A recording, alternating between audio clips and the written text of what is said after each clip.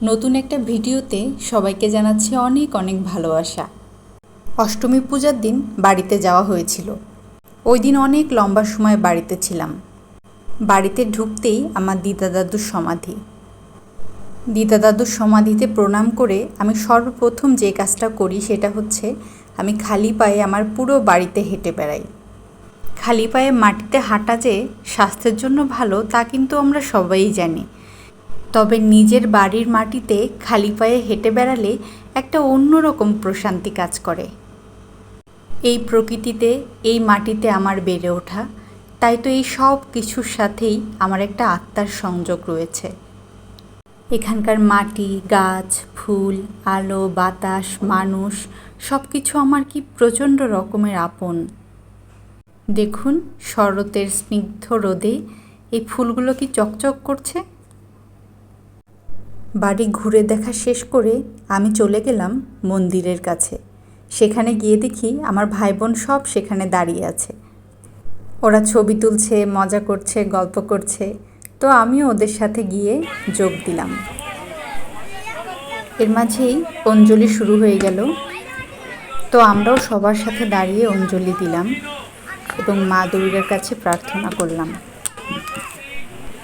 এই যে আমার ছোট বোন জ্যোতি, ও অনেক ভালো, অনেক কেয়ারিং। তো এই যে পূজার শেষে আমরা এখন প্রসাদ পেলাম। পূজার প্রসাদ যেন অমৃত সমতুল্য। এই খিচুড়ির প্রসাদটার মাঝে না একটা অন্যরকম সুঘ্রাণ আছে, খুবই মজা।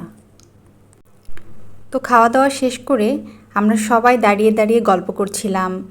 কাকিমা, মামি, আমার ছোট বোন, পিসি, আমাদের যে কত শত গল্প শুরু হলে আর শেষ হতে চায় না। তো এর মাঝেই দেখি কোথা থেকে যেন একজন কুলফিওয়ালা চলে এসেছে। ওই দিন কী কারণে যেন এত গরম পড়েছিল, একটুও বাতাস ছিল না। তো সবাই এই কুলফি খাওয়া শুরু করলো। এই কুলফিয়ার সাথে গল্প যেন আরও বেশি জমে গেল। সবাই দাঁড়িয়ে থাকা বাদ দিয়ে চেয়ার নিয়ে বসে গল্প করা শুরু করলাম। এই জায়গাটা একটু একটু ঠান্ডা ছিল, তাই আমরা এখানে লম্বা সময় বসেছিলাম। এই যে মা চলে এসেছে, ছোট ভাই চলে এসেছে, ওরাও আইসক্রিম খাচ্ছে। আমরা যেখানে বসে আছি এখন তো এখানে ফাঁকা ফাঁকা গাছ, কিন্তু আমি যখন ছোট ছিলাম এই জায়গাটাতে একদম ঘন জঙ্গল ছিল। সুপারি আর বেতের বাগানে ভরা ছিল এই জায়গাটা। আমার তো মনে পড়ে আমি এইসব জায়গায় পাখির বাসার খোঁজ করতে বের হতাম ছোটোবেলায়। আর এখন এইসব জায়গা দিয়ে রাস্তা হয়ে গিয়েছে। ওই যে বলে না, পরিবর্তনই সংসারের নিয়ম, তাই তো সব কিছুই পাল্টে যায়। আমি আমার ছোট ভাইকে বলছিলাম এই কলার পাতায় খেতে অনেক মজা। দেখতে দেখতে সকাল, দুপুর, বিকেল গড়িয়ে সন্ধ্যা হয়ে যাচ্ছে। আমাদেরও ধীরে ধীরে বাসায় চলে যাবার সময় হয়ে যাচ্ছে। এই দিনগুলোর জন্য পুরো বছর অপেক্ষা করে থাকি। এই তো আজকের মতো এতটুকুই। সবাই অনেক অনেক ভালো থাকবেন, সুস্থ থাকবেন এবং নিরাপদে থাকবেন।